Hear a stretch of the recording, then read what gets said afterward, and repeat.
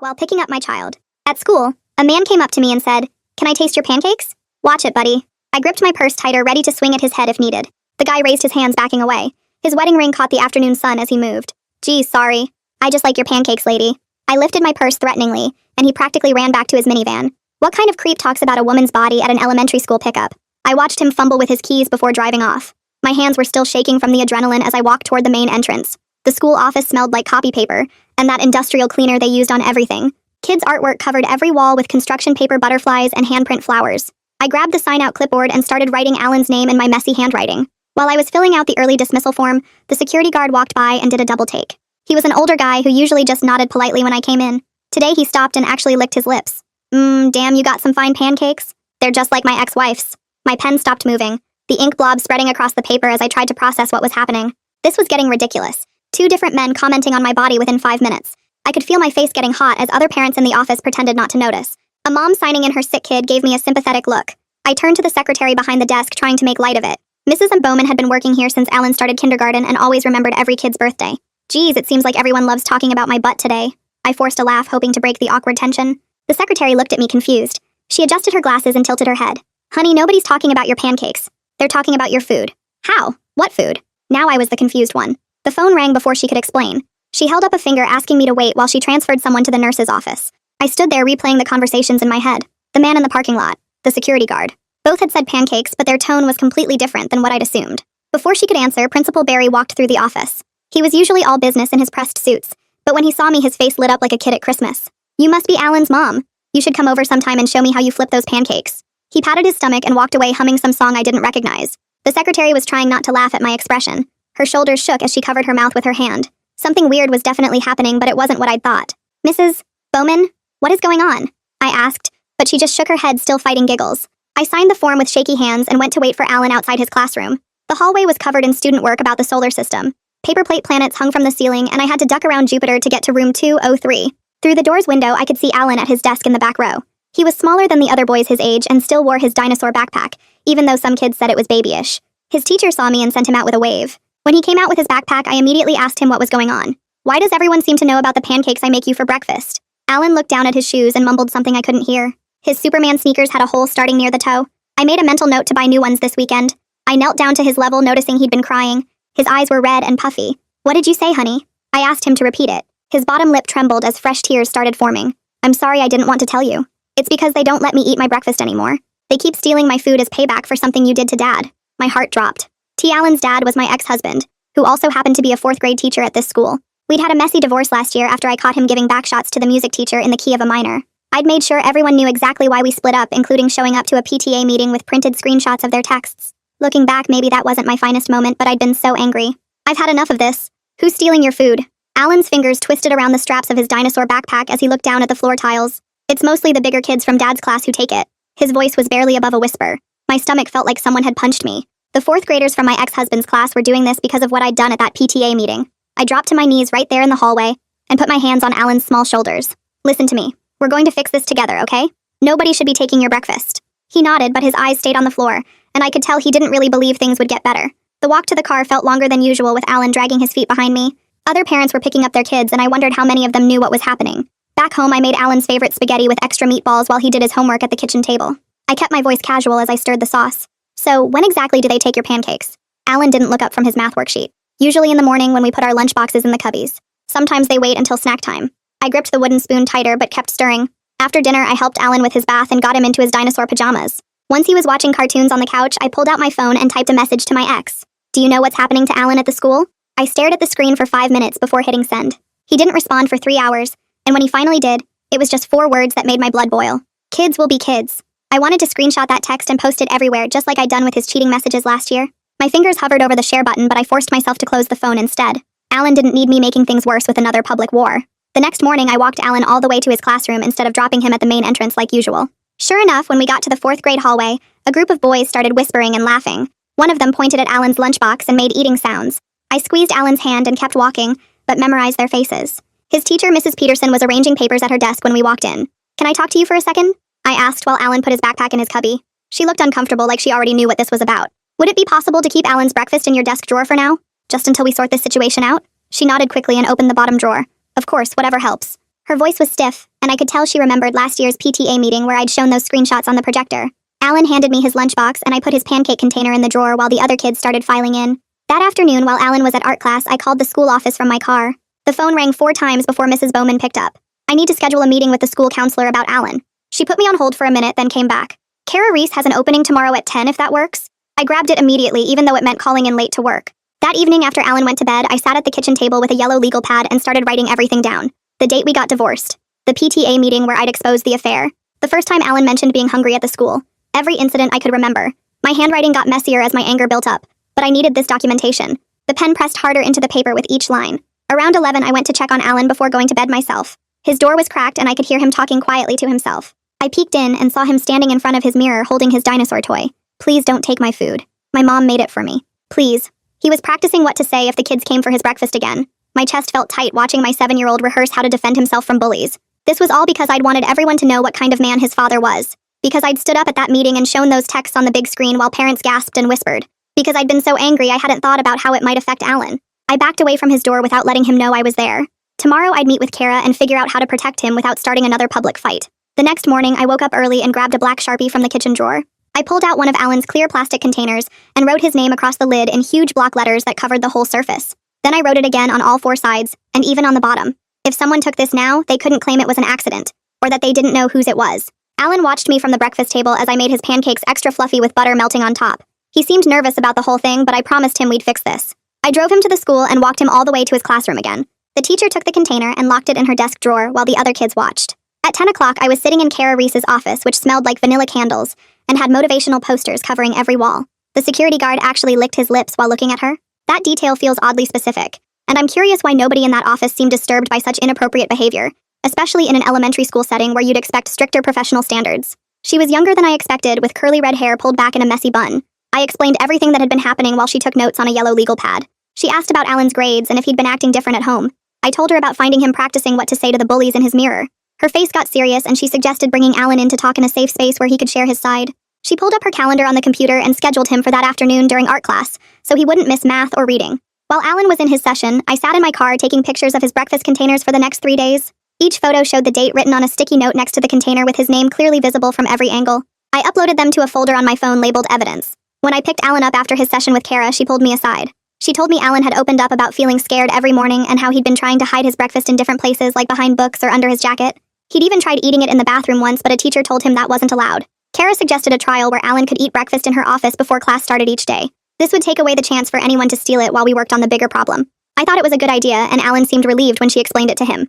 After that, I walked down to Principal Barry's office and knocked on his open door. He was eating a sandwich at his desk and looked up with mayo on his chin. I told him politely, but firmly, that he needed to stop making comments about pancakes. He looked confused and wiped his face with a napkin. I explained how it made me uncomfortable and wasn't professional. He nodded quickly and said he hadn't meant anything by it, but he understood and would stop.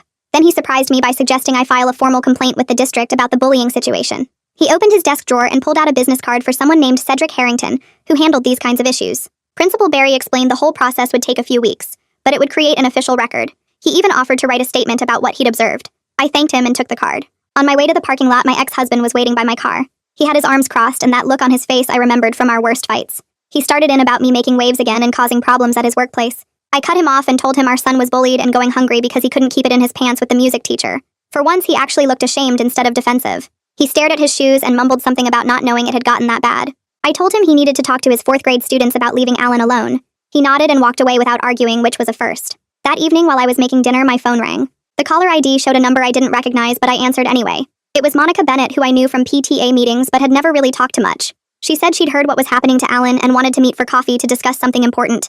Apparently, some parents in the WhatsApp group were actually encouraging their kids to take Alan's food as payback for what I'd done at that PTA meeting last year. They were calling it the pancake tax and thought it was funny. Monica said she had screenshots of the conversations and thought I should see them. We agreed to meet at the coffee shop near school the next morning after drop-off. I spent the rest of the evening organizing all my documentation into a folder on my laptop. I had dates, times, photos, and now potentially screenshots from other parents. The evidence was building, and I felt like maybe we could actually fix this mess without me having to go nuclear again. The next morning, Monica texted me the address of a coffee shop 2 blocks from the school. I dropped Alan off and drove straight there, finding her already waiting in a corner booth with her laptop open.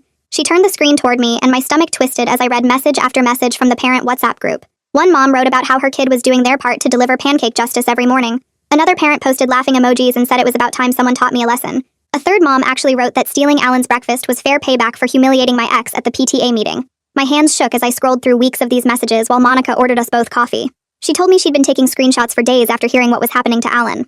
I wanted to throw the laptop across the room, but instead I took photos of everything with my phone. Back home that afternoon, I sat at my kitchen table and typed out a long Facebook post about the bullying. I included details about the stolen food and the parent WhatsApp messages and how the school was letting it happen. My finger hovered over the post button for 10 minutes before I finally deleted everything. Starting another public war wouldn't help. Alan and I needed to be smarter this time. I closed my laptop and went to make Alan's breakfast for tomorrow with a new plan. The next morning, I packed his pancakes in a clear container with bright red tape around the edges. I wrote, "For Alan only, do not touch," in black marker on every side. I also tucked a note inside saying this had been reported to the school administration. Alan looked nervous when I handed it to him, but I promised this would help stop the stealing. At pickup that afternoon, Alan climbed into the car with tears in his eyes again. He said the container was taken anyway during morning snack time and returned empty to his cubby. When I marched into the office to complain, the staff just shrugged and said kids share food all the time. The security guard actually suggested Alan should just eat in the office if it was such a problem. I left before I said something I'd regret, and spotted Jordan Wilcox in the parking lot. He was one of the younger teachers who always seemed nice at the school events. I walked over and asked if we could talk for a minute about something important. He looked surprised but nodded, and we stood by his car while I explained the situation. Jordan admitted people did joke about the pancake situation in the staff break room, but he didn't realize it had spread to the kids. He seemed genuinely upset when I told him Alan was going hungry every morning. He promised to pay more attention and let me know if he saw anything happening. 2 days later, Monica texted me to meet her at the school during lunch period. We signed in at the office and walked down the empty hallway toward the staff break room. Monica pushed open the door and we both saw Alan's container sitting in the trash can. She quickly took photos from different angles while I fought the urge to storm in and confront everyone eating lunch. Instead, we left quietly and walked back to our cars without saying anything. Monica told me she'd be a witness for any formal proceedings if I needed her. I thanked her and drove home to focus on building a proper case instead of causing another scene. That night after Alan went to bed, I sat at my computer and opened the email from Cedric Harrington. I attached my timeline document with every incident dated and described in detail. I added the photos of Alan's containers and the screenshots Monica had given me from the WhatsApp group. I wrote a professional summary of everything that had happened, even though I wanted to scream. I explained how my son was punished for my actions during the divorce and how staff members were participating. I kept editing out the angry parts and focusing on facts until it was almost midnight. I hit send and felt a small bit of relief that someone official would finally know everything. The next morning, I got Alan ready early and drove him to the school 30 minutes before class started. Kara was waiting in her office with a smile and a special placemat she'd gotten just for Alan. He sat down with his pancakes while she asked him about his favorite dinosaurs and video games. When I picked him up that afternoon, he was actually smiling for the first time in weeks. He told me he got to eat his whole breakfast in peace, and Kara even gave him extra syrup packets. We were walking to the car when my phone buzzed with a text from my ex-husband. He wrote that I was making him look bad at work again, and this could affect our custody arrangement. I took a screenshot immediately, and only replied that he should address his staff if they're involved. He sent 3 more angry texts, but I didn't respond to any of them. I just added the screenshots to my evidence folder and kept driving while Alan talked about his day. That evening, Cedric Harrington called to confirm he received my complaint and would begin investigating immediately. He said the process would take several weeks, but he was taking it very seriously. I thanked him and felt like maybe things would actually get better this time, without me having to burn everything down. 3 days later, Cedric's email popped up in my inbox while I was making Alan's lunch for school. The subject line said, "Formal complaint acknowledgement," and I clicked it open with shaky fingers. He outlined the whole investigation process in bullet points and timelines, and explained there were confidentiality limits, but promised he was taking everything seriously. I read it twice before closing my laptop and finishing Alan's sandwich. Monica texted me that afternoon while I was waiting in the pickup line. She'd gotten new screenshots from the parent WhatsApp group where one mom actually admitted her kid had been taking Alan's breakfast with her approval. Monica's detective work with those parent screenshots deserves its own TV show, catching grown adults planning breakfast heists like they're plotting Ocean's 11 but with pancakes instead of casino chips. The woman wrote that it was just desserts for what I'd done to my ex, and the other parents were laughing with emoji reactions. Monica had taken screenshots of everything, including the timestamps and profile names. I sat in my car staring at the evidence on my phone screen, feeling both vindicated and sick to my stomach. These were grown adults encouraging their kids to steal from a 7-year-old. I forwarded everything to Cedric right there in the parking lot and typed a quick message explaining what Monica had found. Within an hour, he responded saying he'd be interviewing witnesses and asked for names of any staff members who might have observed the behavior. I gave him Jordan's name along with the security guard and Mrs. Bowman, even though she'd been nice about everything. The next morning, I ran into Jordan in the school lobby and asked if he'd gotten Cedric's email yet. He nodded and said he'd already agreed to speak with him about what he'd witnessed in the break room. Jordan looked genuinely upset as he told me how wrong it was that kids had weaponized adult grudges against an innocent child. He promised to be completely honest in his interview, and I thanked him before heading to my car. Alan came home that afternoon talking nonstop about how great breakfast with Kara was going. He said she let him sit in the special chair and gave him extra napkins and even asked about his favorite video games while he ate. His stomach didn't hurt anymore, and he wasn't getting those headaches he'd been having every morning. Such a simple thing, but I felt relief wash over me knowing he was finally getting proper nutrition and peace. I made his favorite spaghetti for dinner, and watched him eat 2 full plates without any sign of the anxiety that had been plaguing him for weeks. The following week, Jordan texted me during his lunch break with news about an administrative meeting. Cedric had called everyone in, including my ex-husband, who got formally counseled about professional boundaries and his responsibility as a staff member. Jordan said my ex looked uncomfortable the whole time and kept trying to explain he hadn't directly told kids to steal food. Cedric apparently shut that down fast, saying passive allowance was still a violation of policy. The meeting lasted over an hour, and several staff members had to sign acknowledgement forms about proper conduct. I screenshot Jordan's texts for my records and felt a small sense of justice even though I wasn't there to see it myself. When I went to pick up Alan that afternoon, I noticed immediately how different things felt. Staff members who usually smiled and waved were suddenly very interested in their phones or looking the other direction. The security guard who'd made the pancake comment walked past without even a nod. Mrs. Bowman still smiled, but it seemed forced and she didn't chat like usual. The social temperature had definitely dropped to freezing, but I kept my head up and focused on Alan's well-being over winning any popularity contests. 2 days later, Kara called me to discuss a restorative meeting she wanted to arrange between Alan and his classroom teacher.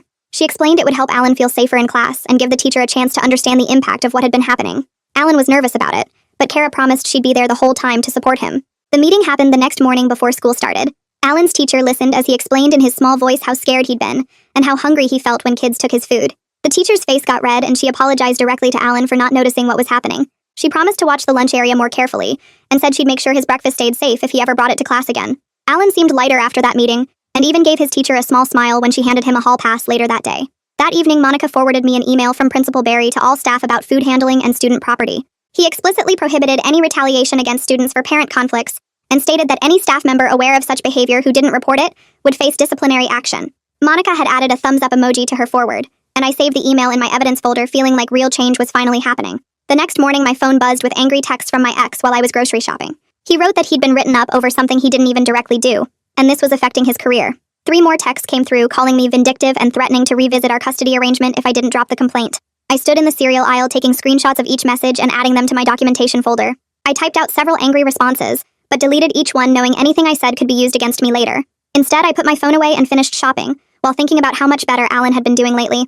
His grades were improving and he was actually excited about school again, instead of having mysterious stomach aches every morning. 3 days later, Cedric called me during lunch to schedule what he called a formal mediation session for everyone involved in the situation. My hands got sweaty holding the phone as he explained that my ex would be there along with Principal Barry and several staff members who'd been named in my complaint. I texted Monica right after hanging up, and she came over that evening with a bottle of wine and helped me organize all my documentation into a binder with tabs for different types of evidence. Kara stopped by too after Monica called her, and the 3 of us spent hours going through what I should say and how to keep my cool when my ex started making excuses. They helped me write down specific points about Alan's weight loss and the stomach aches and how his grades had dropped since the breakfast stealing started. Monica showed me how to reference the district policies that had been violated, and Kara practiced with me how to redirect if anyone tried to make it about the divorce instead of the bullying. The morning of the mediation, I woke up at 5 and couldn't go back to sleep, so I spent an hour trying on different outfits before settling on my gray blazer that made me look professional, but not trying too hard. I practiced deep breathing exercises in the mirror and repeated to myself that this was about protecting Alan, not getting revenge on anyone, even though part of me still wanted to print more screenshots and tape them to my ex's classroom door. The mediation was scheduled for 10 in the conference room next to the main office, and I arrived 15 minutes early with my binder and a notebook for taking notes. Cedric was already there setting up chairs around the big table, and he nodded when I walked in, giving me a small smile that seemed encouraging. My ex came in 5 minutes later wearing the same blue tie he always wore for parent conferences, and he sat as far from me as possible without even making eye contact. Principal Barry arrived with the school's legal advisor who I recognized from last year's boundary training, and then Jordan walked in looking uncomfortable but determined. 2 other teachers I didn't know well sat near my ex, and the security guard who'd made the pancake comment stood by the door like he wasn't sure if he should sit or not. Cedric started by laying out the ground rules about respectful communication and focusing on solutions, not blame, then asked me to share my concerns. I opened my binder and read from my notes about how Alan had lost 8 pounds in 2 months and how the school nurse had documented his complaints of stomach pain that mysteriously disappeared on weekends. I showed the screenshots Monica had given me from the parent chat where people joked about the pancake tax, and I explained how Alan had started hiding food in his backpack because he was scared of it being taken. My voice stayed steady even when my ex rolled his eyes, and I kept going through my evidence, including the dates and times when staff members had made comments about pancakes in front of other parents. When I finished, Cedric asked Jordan to share what he'd observed, and Jordan cleared his throat before explaining that he'd heard multiple conversations in the break room where staff members laughed about kids taking Alan's breakfast as karma for what happened at the PTA meeting. He said he'd seen my ex's teaching assistant actually encourage students to share Alan's food, and that several staff members had made jokes about hoping I'd bring pancakes to the school event so they could try them. The security guard shifted uncomfortably when Jordan mentioned hearing him make comments to parents about my pancakes being worth the drama they caused. My ex finally had to speak when Cedric asked him directly about his knowledge of the situation, and he admitted in a quiet voice that he'd heard some jokes, but didn't think it was serious enough to intervene. He said he thought kids were just being kids, and that Alan needed to learn to stand up for himself. But when Cedric pressed him about his responsibility as a staff member to protect all students, including his own son, his face got red and he mumbled that maybe he should have done more. The legal advisor started talking about liability and district policies, and within an hour we'd hammered out an agreement that included a formal written apology to Alan from the school and specific protocols for breakfast supervision going forward. My ex had to agree to attend co-parenting counseling and to explicitly tell his students that taking anyone's food was unacceptable regardless of parent conflicts. The staff members present had to acknowledge in writing that they wouldn't make any more comments about pancakes or any other references to the situation, and Principal Barry committed to holding an all-staff meeting to reinforce policies about student property and professional boundaries. Watching this ex-husband squirm in that meeting while trying to explain how letting kids steal food builds character is like watching someone explain why they thought parking in 6 spaces was just creative problem-solving. Everything got typed up right there, and everyone signed it with copies made for all parties, and one filed with the district office. The next day, Principal Barry and Kara pulled Alan out of class for a private meeting where they explained that adults had made mistakes and that none of what happened was his fault. Kara told me later that Alan had asked if he was in trouble and seemed confused when they apologized to him, but by the end he was smiling and even gave Principal Barry a high five when offered. She said they made it clear that his breakfast would be protected from now on, and that he should tell them immediately if anyone bothered him about food or anything else related to his parents. The all-staff meeting happened that afternoon, according to Monica, who heard about it from her friend who taught 2nd grade, and apparently Principal Barry was very firm about expectations going forward. Monica forwarded me screenshots from the parent WhatsApp where people had suddenly gone quiet about the whole situation after someone mentioned there'd been a formal complaint filed with the district. The next few days of pickup felt different with less whispering when I walked by, though plenty of people still avoided eye contact, and the security guard just nodded without saying anything when I passed him in the hallway.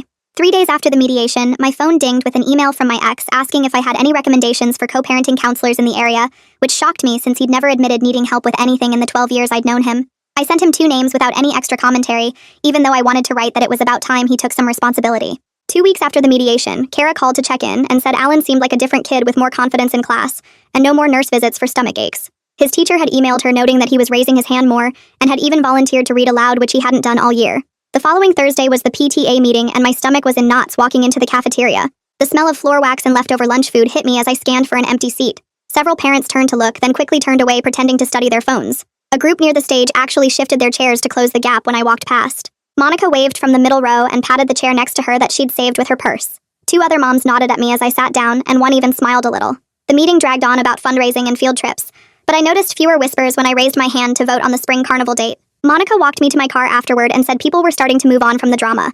The next morning, I found an email from Cedric with an official PDF attached documenting everything from our mediation. The letter outlined all the policy changes the school had agreed to implement, and the required sensitivity training for staff. It listed specific dates for the training sessions, and named the outside consultant they'd hired to run them. The document included a timeline for regular check-ins with Alan, and clear consequences if any staff member violated the new guidelines. I printed 3 copies and put one in my filing cabinet, one in my desk drawer, and saved the digital version in 2 different cloud folders. Having it all in writing made me feel like I could finally breathe normally again. That Saturday, my phone buzzed with a text from my ex that stopped me cold. He'd written a real apology saying he should have protected Alan better, and that their son didn't deserve to suffer for adult problems. No excuses or blame shifting, just acknowledgement that he'd failed as a father in that situation. I stared at it for 10 minutes before typing back a simple thank you, and that I appreciated him saying it. Sunday morning, I woke Alan up early and suggested we eat breakfast together at home before getting ready. His face lit up as we mixed pancake batter, and he carefully poured circles on the griddle I'd heated. We sat at the kitchen table, eating slowly without rushing to get out the door. He told me about a science project on volcanoes while syrup dripped down his chin. I started setting my alarm 15 minutes earlier so we could do this twice a week. The next Saturday, Alan asked if we could make pancakes again, and I pulled out the mixing bowls. He cracked the eggs without getting shells in the bowl this time and measured the milk perfectly.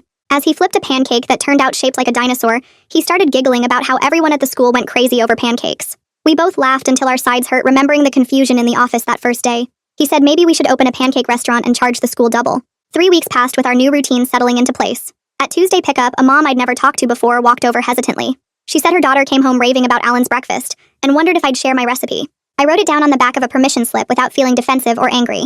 She thanked me 3 times and said she'd been wanting to talk to me, but wasn't sure if I was approachable. Alan started mentioning a boy named Tyrone who sat with him at lunch and played dinosaurs at recess. The next week I saw them together when I picked Alan up early for a dentist appointment. When 2 older kids walked toward them, Tyrone stepped in front of Alan and said something that made them keep walking. Alan grabbed his backpack from his cubby without the worried look he used to have. His teacher mentioned at pickup that he'd been selected for the reading challenge team. 6 weeks after that terrible day in the parking lot, Alan surprised me at breakfast. He pushed his pancakes around his plate and asked if maybe he could buy lunch on pizza day like the other kids. My throat got tight realizing this was the first time he'd wanted to eat school food since everything started. I pulled out the lunch menu and we circled all the days he wanted to buy. He picked Pizza Fridays and Chicken Nugget Wednesdays to start. The lunch money envelope went in his folder that night without any worry about someone taking it. Pick up the next day, he ran to the car talking nonstop about how the cafeteria pizza was actually pretty good, and Tyrone had shown him the best spot in the lunch line. Thanks for hanging out and wondering about all these questions with me today. It's always interesting seeing where curiosity takes us. Until next time. And hey, like the video, it helps more than you think.